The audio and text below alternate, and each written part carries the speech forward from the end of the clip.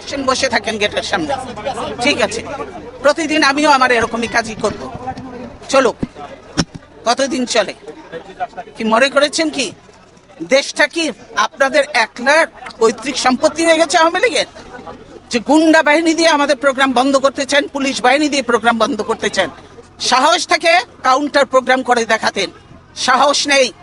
10টা লোক আসে না, ভাড়াটিয়া লোক ভাড়া করে ডিসিএসপি দিয়ে লোক আনায়, বুঝি এটা। না হলে এরকম এত করুণ পরিণতি হয়।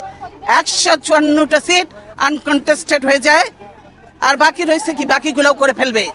ওটা নিয়ে ওটা কোনো ইলেকশন নয়, এটা যে সিলেকশন হয়েছে, ভাগাভাগি নির্বাচন হয়েছে, এটা আজকে জাতির কাছে পরিষ্কার, দেশের মানুষের কাছে পরিষ্কার। তাই মানুষ আজকে ধিক্কার দিচ্ছে। ধিক্কার দিয়ে আমরা এই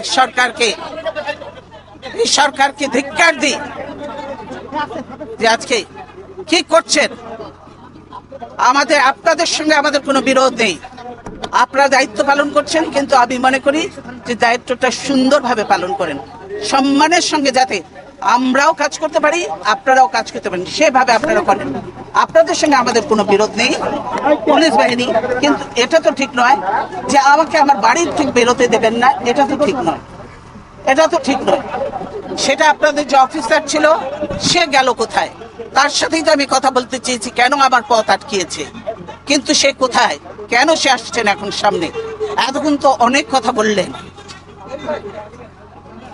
আপনি কি এখন মুখটা বন্ধ কেন? এই যে মহিলা, আপনার মুখটা এখন বন্ধ কেন? বলেন তো কি বলছিলেন এতক্ষণ ধরে?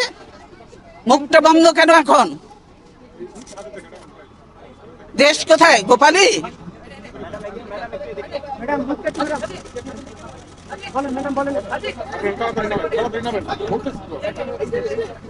গোপালগঞ্জ জেলার নামই বদলে যাবে, বুঝছেন? গোপালগঞ্জ আর থাকবে না। আল্লাহর গজব পড়বে আপনারা যা শুরু করে দিয়েছেন।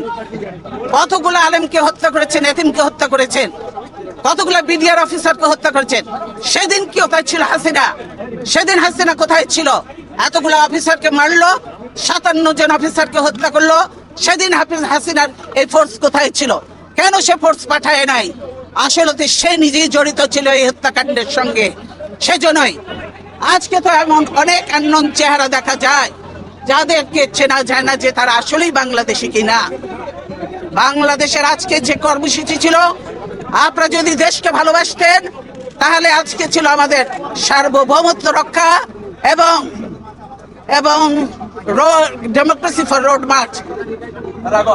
ডেমোক্রেসি ফর মার্চ ছিল আমাদের কর্মসূচি। তো গণতন্ত্র চাবেন না, দেশ রক্ষা করতেও চাবেন না, গোলামি করবেন, দালালি করবেন। এই গোলামি তো রাখবে না। লিন্দুক দর্জির ইতিহাসটা পড়ে দেখেন, সেও কিন্তু টেকে নাই বেশি দিন, তাকেও বিদায় নিয়েছে এত দালালি করে, দেশ বিক্রি করে। কাজে এই দেশ বিক্রি চলবে না হাসিনার, দেশ রক্ষা হবে ইনশাল্লাহ। দালালি বন্ধ করতে বলেন, আর হাসিনার দালালি করে লাভ হবে না। বাংলাদেশের মানুষের সঙ্গে থাকেন, জনগণের সঙ্গে থাকেন, দেশের মানুষের সঙ্গে থাকেন, তবেই কাজে দেবে।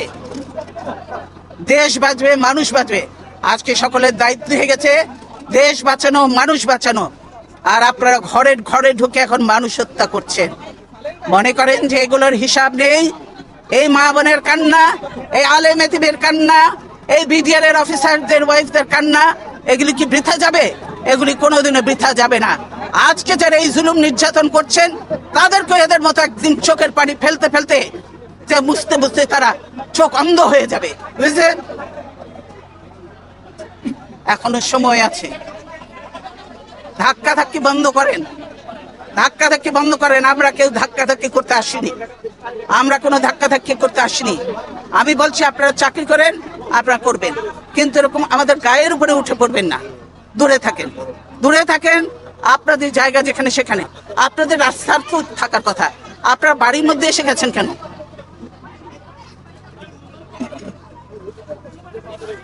কি আপনাদের মেয়েরা তো ঝগড়া করে কেন? হ্যাঁ মেয়েরা চুপ করো। কয়দিনের চাকরি হয়েছে যে এত কথা বলো? কিসের জন্য এত কথা বলো? চুপ থাকো, বেয়াদব কোথাকার।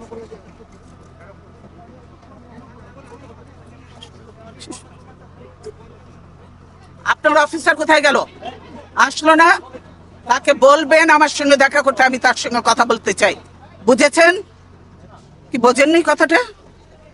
এইটা তো বাংলা ভাষা নাকি অন্য কোনো ভাষায় বলতে হবে আপনাদেরকে? বুঝেছেন? সেই অফিসার কোথায়? তাকে বলেন আমার সঙ্গে দেখা করবে।